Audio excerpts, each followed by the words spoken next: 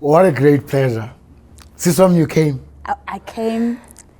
Nozipho Tshabalala is somebody I have admired for a long time, and we so happened to share a stage, and I was like, please, whatever you do, please come to our session. And she gracefully said yes. I wouldn't have missed it for anything. What makes somebody like you, who travels the world, to come and spend time with these young people? You know that saying that we all like to repeat, that to much whom is given, much is expected. I have been mentored by so many people who had no business being concerned with me. I've been lucky to find people who have made it their business to see me grow and to see me prosper. I would be failing myself before anybody else if I didn't pay that forward to others. I know what it means to have a mentor. I know what it means to have a sponsor who carries my name into rooms when I'm not there. I know what it means to be held accountable by somebody who has no biological link to you. It's not your mother, not your father, but takes care enough of you to pick up the phone and say, "Hi, Bo. Did you not say you're going to do this and this and that?" And I want to be that for others because I've received that in abundance. This notion of conversation, what intrigued you to build a life around conversations? You know, I always tell the story about how I stumbled onto my identity, if I can put it like that. I was doing very well as a financial broadcaster on CNBC Africa. I had all the trappings of fame. I was broadcasting into 48 African countries. I've been watched by millions of Africans across the continent, recognized wherever I went. And one day I got nominated to join the Tutu Fellowship. And I remember being really confused as to why my application was accepted, because it was just one of those, let's see, you know. So I get invited and I get accepted into the class, and I'm sitting around a table. On the one side of me is a young man who's the deputy minister for ICT in his country in Sudan. On this side, I'm sitting next to a lady who raises capital in the US to build hospitals in Nigeria. And so the caliber of people just was amazing. And I kept thinking to myself, why me? Like, why am I here? And what I had begun to do at that time is I just started moderating. And I really felt lost for the most part of it. And then at the end of it, I had a facilitator who, as she was closing up her talk, she said, and just remember, everybody, that conversation is the birthplace of action. And it's all I needed to hear. And suddenly, it was almost like a light came on for me. And I was like, the reason why I'm here is that none of these people can do the work that they do in the absence of consequential conversations, conversations that move things, conversations that lead to progress. And so once I started tapping into that, I also started to listen into why my clients were calling me. So somebody's like, Nozi, I need you to come facilitate a conversation around 1, 2, 3, 4. And I'm like, why me? And as I got those responses, I realized that the unique space that I could occupy was the intersection of conversation and strategy. Because organizations are always trying to get strategic breakthrough. They're trying to advance their strategic mission. And one of the forgotten tools in the leadership toolkit is the tool of conversation. And if I could then bring those two things together to help organizations have more effective conversations so that they can advance their strategic ambitions, then we were actually onto something. That's why I call myself a conversation strategist. I had to come up with that because it didn't exist. And that's the work that we do. We take our clients' strategic challenges, we bring the art and the science of conversation to that for breakthrough. If I put you in a room now with the political parties that are having a conversation now about what they heard from the electorate, knowing the challenges that the country faces, how do you get them to think about having an authentic conversation about the future, not talking? Yeah, not talking at.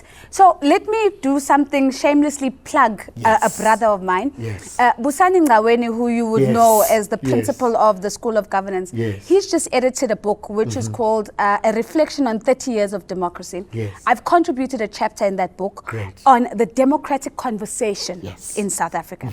And one of the things that I argue is that when we get to an election cycle, that is one of the moments where the conversation is loudest. Within the country, because you have this tension in the country as the electorate and those that are running for office are trying to find each other in conversation. Now that we are waiting for the announcement of the cabinet, the work now begins to happen. But here's the thing. If we don't have a real, authentic and consequential conversation, work could start in that direction with expectations of the electorate in that direction.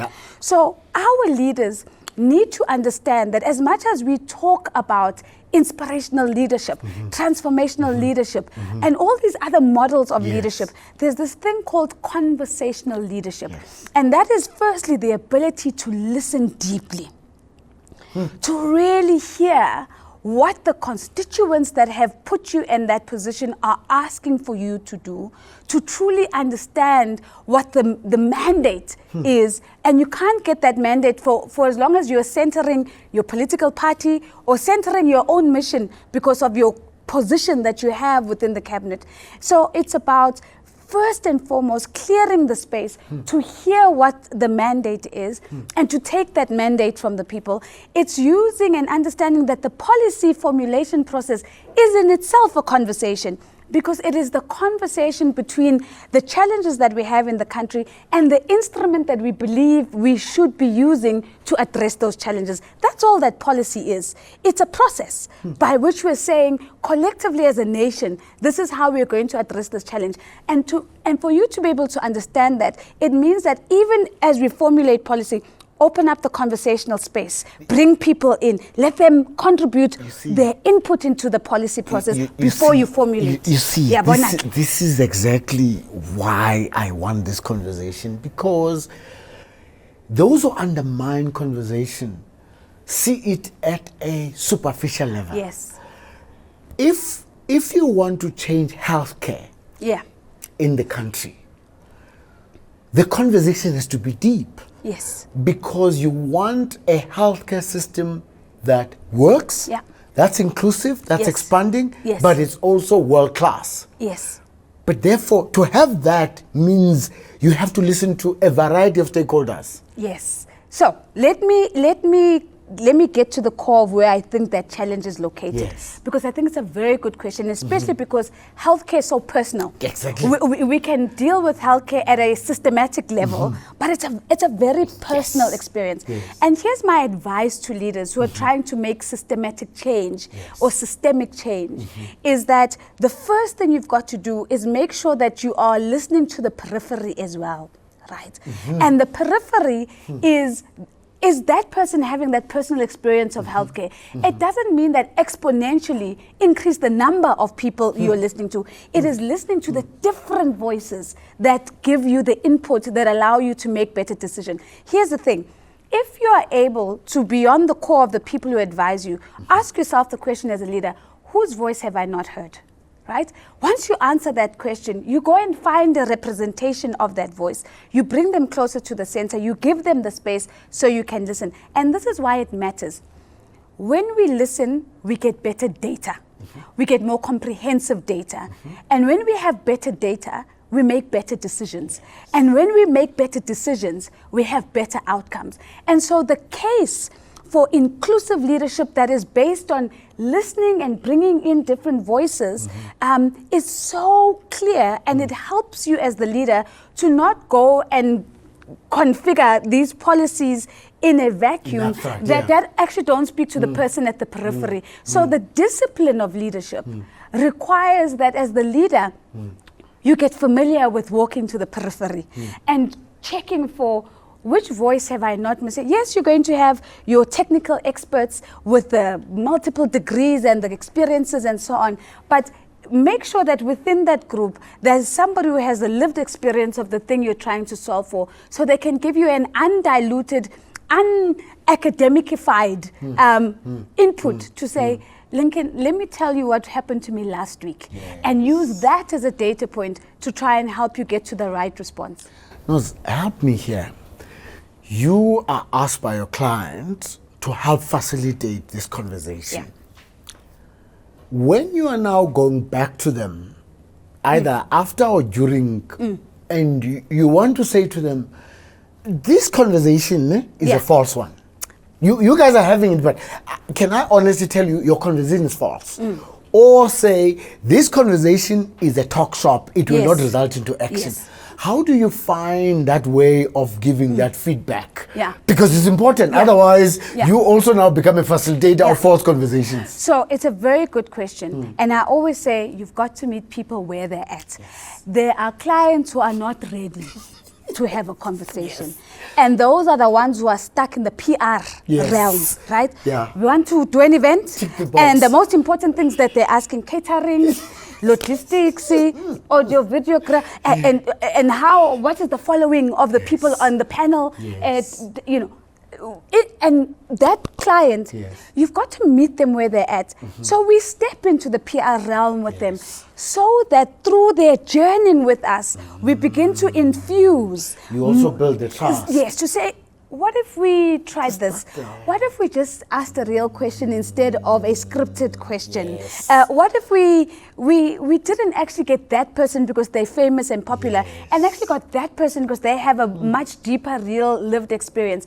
And so you have to meet people where they're at and slowly infuse a different way of doing things, and accept that life doesn't allow us to all be at the point of consequential conversations. And so there's a spectrum. On this end of the spectrum, the conversations are performative. It's a performance. It's a PR, we're doing it, we want to tick the box, nice event, nice venue, and all of that. And as you move along the spectrum, as they move from being performative, they become consequential. And that's kind of like where you want to move your clients to. But there is no world where you meet them there, or at least not all of them there. You've got to be willing to do the legwork of journeying with, and there's a lot of pain that comes with that, because, you know, I will come with be invited by a client, and I'm thinking, oh, this is fantastic, this is such a great conversation, and then the client will say, okay, here's the script, here are the questions, this is what you must ask, this is the, and it pains, because you know the significance and the importance of that conversation for the country, for the sector, for a particular community, and you feel like, oh my goodness, but that's not where they are. That's not where they are. Don't take where you are, because then they're just not there yet. So you meet them there and journey slowly along. Maybe give you a quick example. I work for governments as well. I get invited by different government officers, usually presidential officers. And depending on the country I go to, there are certain, I won't name them, there are certain countries where I go where I don't even see the president until we're on stage together. And the questions have been written for me, and I'm being told you must, word for word. There are countries where that happens. There are countries in Africa where the president says, ask me whatever you want. Let's have a real conversation. Forget about what my team might have read, and take as much time as you need. And that's a journey. It takes trust. It takes actually buying into the value of conversation in the first instance to be able to make that movement. As a conversation with entrepreneurs about taking their businesses from local champions to a global presence. You had this conversation in the last session where I was listening to you. It was profound, where you were saying, are you prepared for what it takes to get here?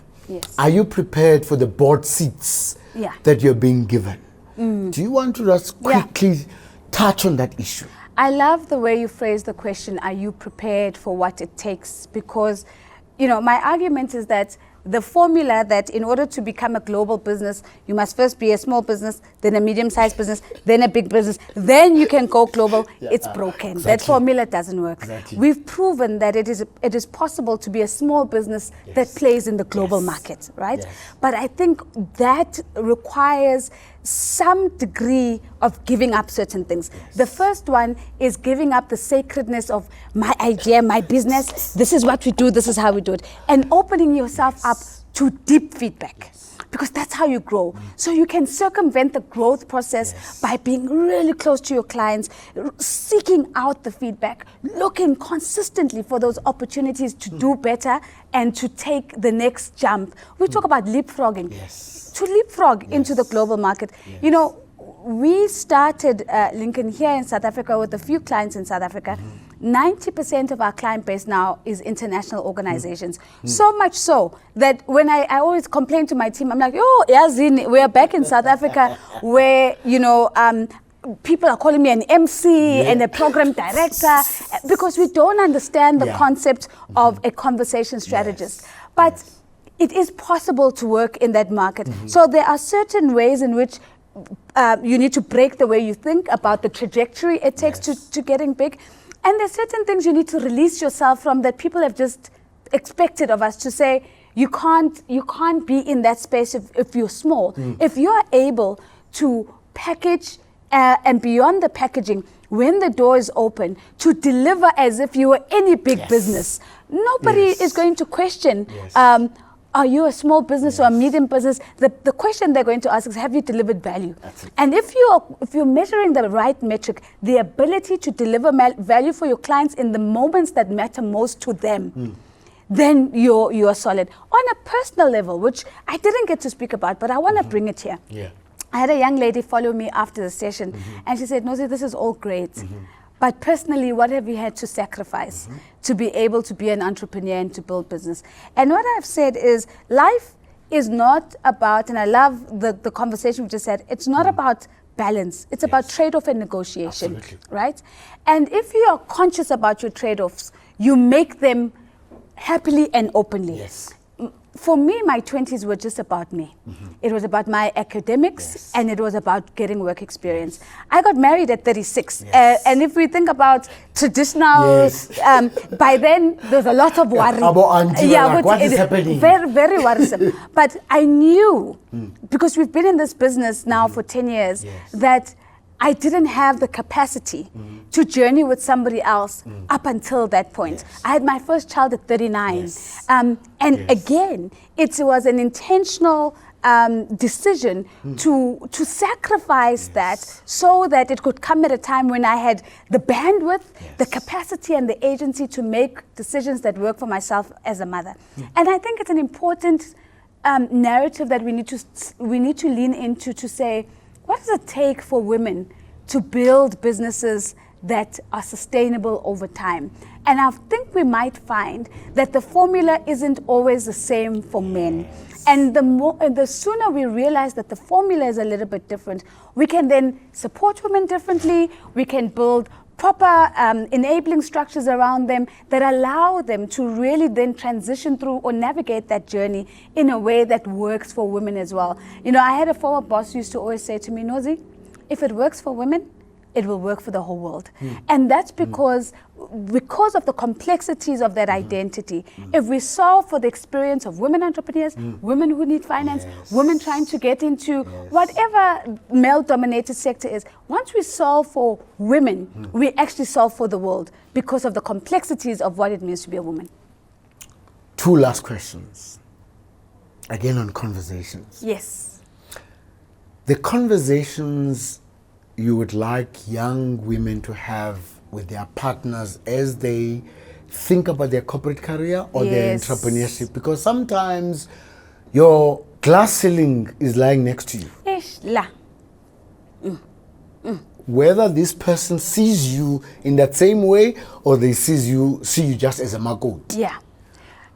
It's again, it's a brilliant question. And again, funnily enough, I was just speaking to another young lady who came to me after the session to ask exactly that. She said, Nozi, I'm 23 and I'm feeling the pressure. I said, stop the bus. Leave the pressure.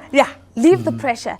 And I said to her, you need to ensure that as you are getting to know each other, you as the woman are asking the right question to test for the right things.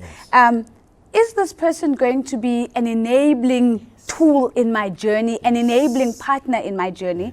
You don't want to be with a person who's going to culturally try to hold you into a space of where women belong and where playing the gallery Rakhadi approve. Yes, and all of these things. So it's our job as women to vet properly. We've got to do the vetting process. So are we asking the right questions? How do you feel about me being this or me advancing to this? A typical question. How would you handle me getting a 2-year opportunity to go and work for the Bill and Melinda Gates Foundation in Seattle?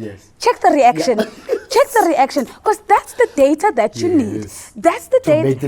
And if you are asking the question before the ring, even better, because when you're asking it and the ring is on the finger, it's too late. And Mina, you know, I will sing until to the rafters about my husband to say, I got really lucky. A supportive person. Supportive, enabling, even holds me accountable to the promises I've made to myself. So, Nozo, you said you're going to do this. I don't see you moving on it. What's happening? And my team will also tell you, I always say, delay marriage. I know I'm going to get so unpopular for this. Just delay, because one, know yourself first, and make sure that the person you're also marrying knows themselves. Then the both of you will know what you want and what you don't want. And there's a whole lifetime after that to still grow together.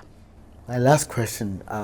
You've just spent time in Boston at the Harvard Business School. You can never go to that place and come back the same. Absolutely not. What conversations are you having with yourself just having come back from there? I'll share one that has really moved me, right? So, at Harvard Business School, they use the case method. So you get a case study, you study the case study, and then you think you know what the case study is about. So this, this happened, we given a case study about a toxic overperformer. So somebody who's brilliant, but really toxic in terms of how other people experience them. And the question is, would you promote this person or fire them? And so we all walk in thinking we've got the answer. And the professor turns it on his head and he's like, no, the case study is about you guys. Because if you are sitting at Harvard Business School, chances are you're an overperformer. And you probably haven't interrogated how people experience you. What are you going to change about yourself about that? But the takeaway after spending about 3 hours with him was this. He said, we used to think that leadership is about how people experience you. And he said, that's not what leadership is about. Leadership is about how other people experience themselves because they've been led by you. I have taken that and I've heard it in my heart and in my belly. I used to be a leader who was concerned about how people experience me. I am leaning into and growing towards being a leader who's concerned with how other people experience themselves because they've been led by me. That's my biggest takeaway. And if I just get that right, I know that it's going to be absolutely transformational, not only for my own organization, but for every leadership space that I step into from here on.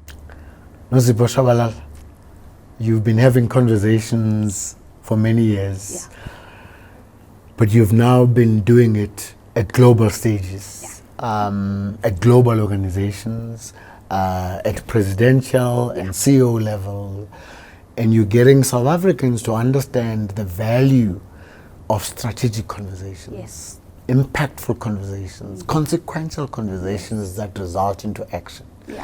May you continue to grow. May you continue to inspire these conversations, because this country, and indeed this continent, needs more of you. I thank you. Gabong. Thank you so much.